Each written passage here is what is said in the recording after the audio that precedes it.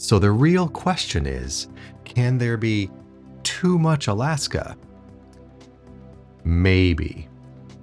Maybe if you're on a 30-day cruise visiting the most amazing parts of the world and you don't have 30 days to do it, then there's too much Alaska.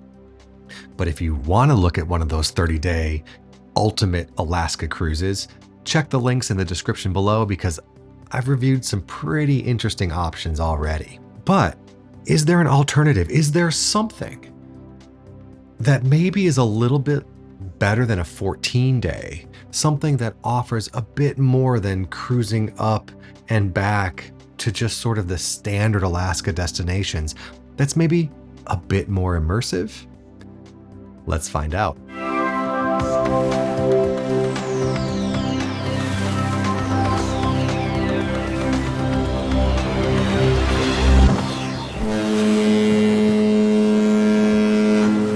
Hey, welcome to This is the Cruise. I'm Clint, and this is the channel where we look at upcoming cruise itineraries and try to find out if this is the cruise for you.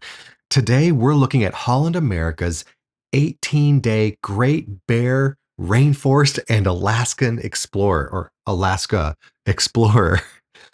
It's really a fascinating itinerary that delves deeper into some areas that the other itineraries don't go, goes a little further than most itineraries actually get to, and you get to experience just that much more Alaska. 4 days more than, say, a standard 14-day cruise, or 4 days more than a 7-day one-way up and then a 7-day one-way back. So today we're going to explore that itinerary and see if this is the cruise for you. But first, as always, if you like the content, if it's helped you out, I really appreciate it. If you like it, that really helps the channel. Click that like button there, the thumbs up. It goes a long way. Even better, subscribe to the channel so you don't miss anything. Hit that notification bell and you'll be notified of new videos as I release them. And if I've helped you pick just the right itinerary, I'd appreciate it if you bought me a cup of coffee. I'll put a link in the description below. It's a safe and secure way to say thank you. And you can just think of it as we went out to a coffee shop, you bought me a drink. And finally, I'll put the benefits up here, but you can join the channel where you get access to extra features, including some of the behind the scenes things. You get to follow along on my cruises while I'm on them. And I have a beta app that I use for all of my scoring and my analysis. You'll actually get access to the beta app as well. Really appreciate the support. Helps me out a lot. Oh, did I forget about the merch? There's merch too. There's so many ways to say thank you. So many ways to support the channel, and I really, really appreciate it. All right, so this is a cruise. We're going to be on a cruise ship, so we need to talk about the ship first. This itinerary is sailing on the Holland America Zaandam, which is on the smaller side at about 660-ish feet or so. It's in their smaller class, the R-class ship, but that's not a bad thing. We're going to get to that in a second. There's only 1,700 passengers on this ship, so you're not going to be inundated with massive crowds getting off and on back on the ship while you're traveling, which is a really nice thing. But because it's a smaller ship, it can go places that the other larger ships can't get to. And you may think, well, it's Alaska, maybe we'll get Inside Passage, maybe we'll get some glaciers, we'll get the yes, but stay tuned. Stay with me here. There's some pretty cool things coming. Okay, let's quickly hop into the itinerary and take a look at where we're going. As we look through this itinerary, I'm going to give you some tips of things that maybe we would do, some things we would maybe have done. And, if my family were getting off the ship at any of these destinations, what would be on my list of things to do? We're very practical people. We like to look for things that are a really good value. We do the once in a lifetime experiences. Sometimes those things cost more money, but we also look to see what's local that we can experience maybe without spending any money. And that's sort of an adventure challenge that we tend to take on. So I'm going to share some of those ideas with you as we go through these. It departs on September 16th, and that's probably the biggest downside that I'm seeing to this itinerary is that it's late in the season. That's likely okay. You'll be after the crowds, and there will likely be some advantages to that as well. We're in that kind of fall season too, so that could be an advantage to being a little bit later in the season. So we're going to depart from Vancouver on September 16th, which is a great city to start from. Beautiful. There's so much stuff to do there. I know sometimes the port can get a little crazy and a little hectic, but because we're later in the season, that may not be a bad thing as other cruise lines and other itineraries are winding down. From here, though, we are actually going to cruise the Inside Passage, but not just any Inside Passage. We're going to make our way through the Seymour Narrows. Now, this is really interesting. The other ships don't take these narrows. They don't go through here where they're so tight and looks like you can kind of reach out and touch things. I mean, just gorgeous, right? It looks absolutely beautiful. Um, and one of the great things about cruising Holland America to Alaska is they do such a good job at making these scenic cruises that much more enriching.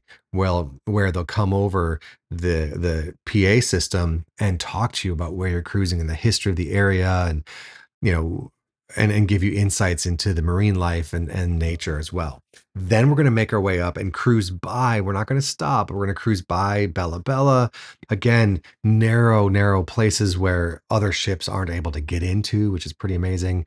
We won't be stopping there though. We're going to keep cruising up the Inside Passage and cruise through the Grenville Channel. Again, a really tight, narrow cruising experience here. This is more than just taking the Inside Passage on the outside.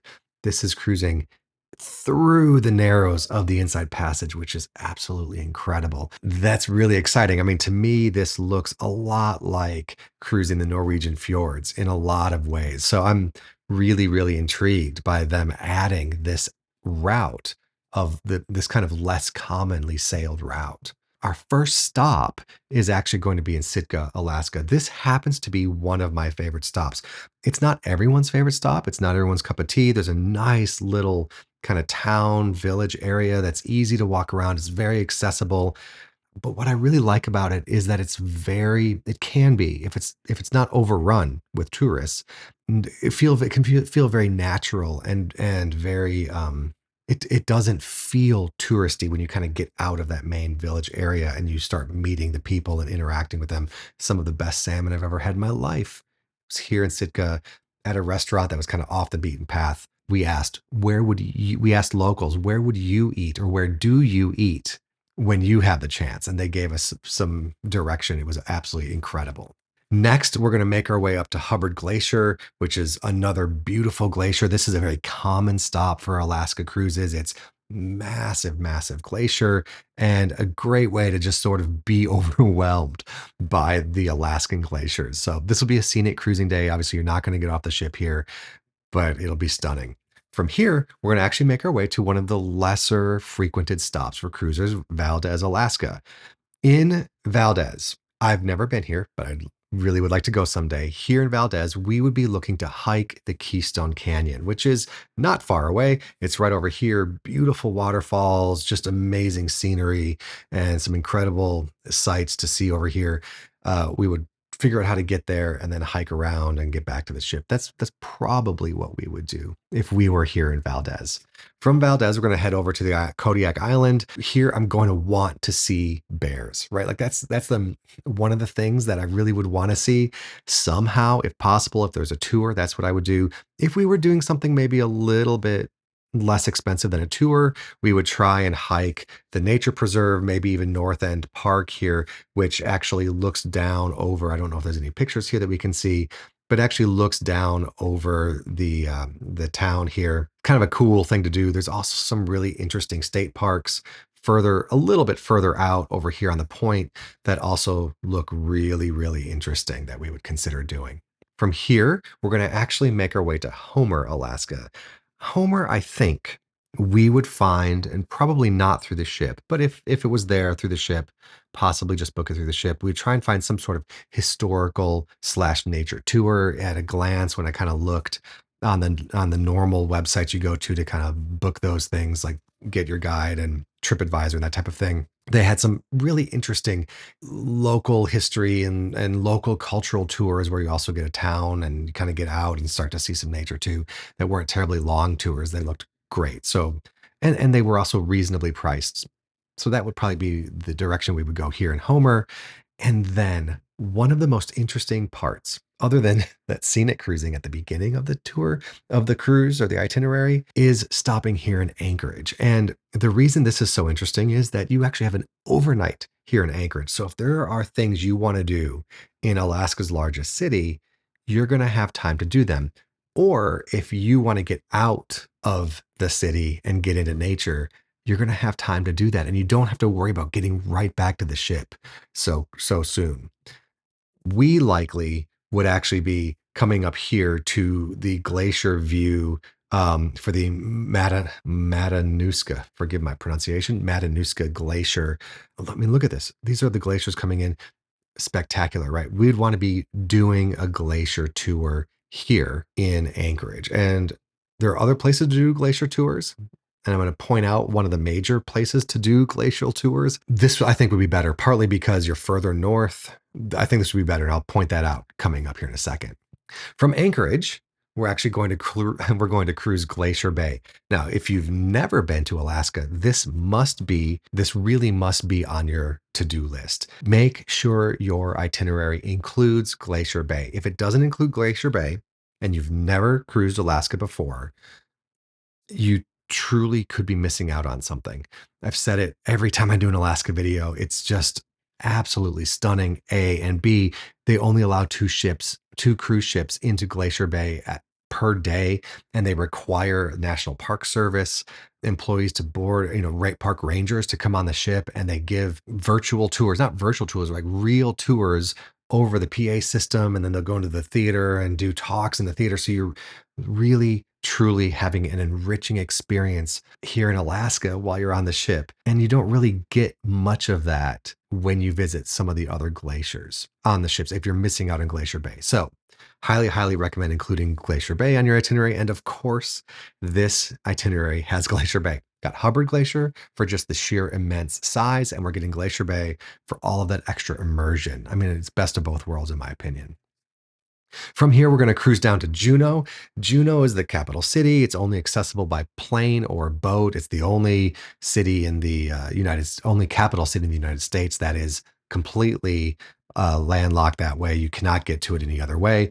So it's a real fun one to visit. It's beautiful cruising up into it with the waterfalls kind of coming down the mountains behind the city. But what we would do, we did this before and we would do it again. We would take the bus system over to Mendenhall Glacier Park and hike back here. It's very inexpensive to do.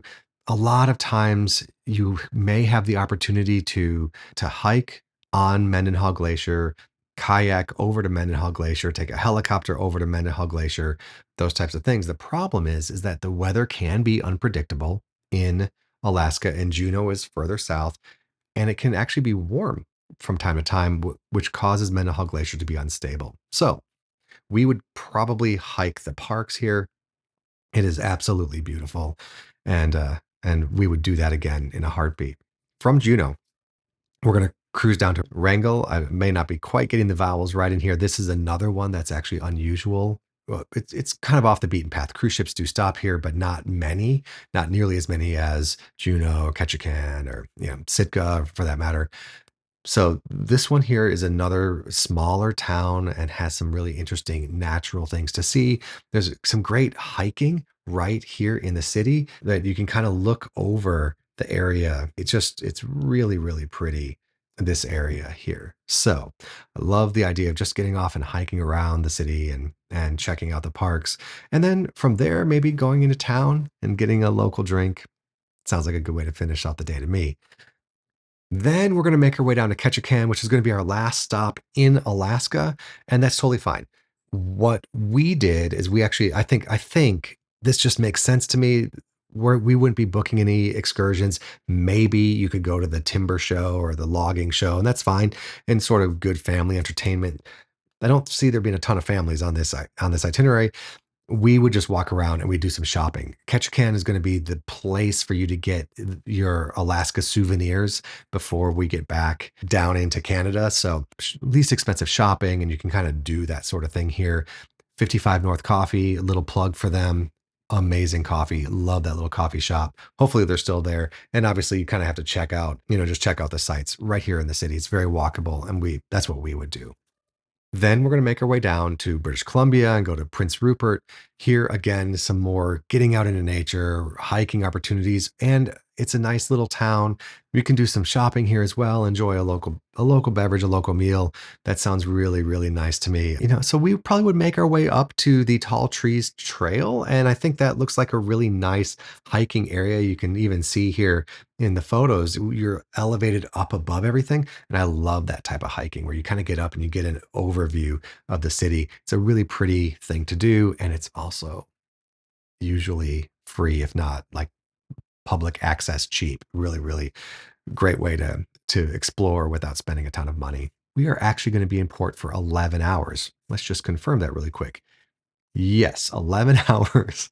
So there's plenty of time to get out, explore the city, do some hiking, or if Holland America or local areas is offering an excursion that looks interesting to you, go for it. I say, this is your last actual stop before getting back to Vancouver. So if it's in your budget, do it. Then we're going to actually cruise the Inside Passage. This should be a proper Inside Passage cruise. It doesn't make its way through those narrows, but just kind of comes down the outside of the Inside Passage on our way back down to Vancouver, where we will end the itinerary. Whew, that's a lot. It's not as much as the itineraries that go even further west, but we do get some really great Alaskan time with this, right? And there's so much more to do. That you get that overnight anchorage. You've got that beautiful narrows cruising on the Inside Passage. I don't know. This is awfully intriguing to me. The September 16th, 2026 booking on the Zondam. I know it's looking pretty good. So what does this get for a Clint's cruisability score? Well, out of 100, this gets 102.98, which shouldn't be possible. However, this gets 25 bonus points for all of that scenic cruising. It gets scenic cruising up the narrows for the Inside Passage, those bonus points. It gets bonus points for Hubbard Glacier. And then it gets almost the most bonus points for Glacier Bay on top of that for scenic cruising. So that pushes us all the way up to 102.98 from a 77.98. So basically 78. So 103. And without those bonus points, it would be a 78. Pretty spectacular, if you ask me. Okay, so what's next? Well, I have a whole series coming up on the 2025 Alaska cruise season. I'm going to try and connect that to the 2026 season as well, as if possible, because those have started to come out and there's some really interesting ideas there, depending on the amount of time you have and what your budget is. If you have a favorite cruise line, they're all doing them. I have all of 2025 scored for all of the major cruise lines. And there are some gems for sure, definitely some gems to consider. And I look forward to sharing those with you. If you don't want to miss that, make sure you like, subscribe, hit the notification bell, of course. And until then, stay happy, stay healthy, stay cruising.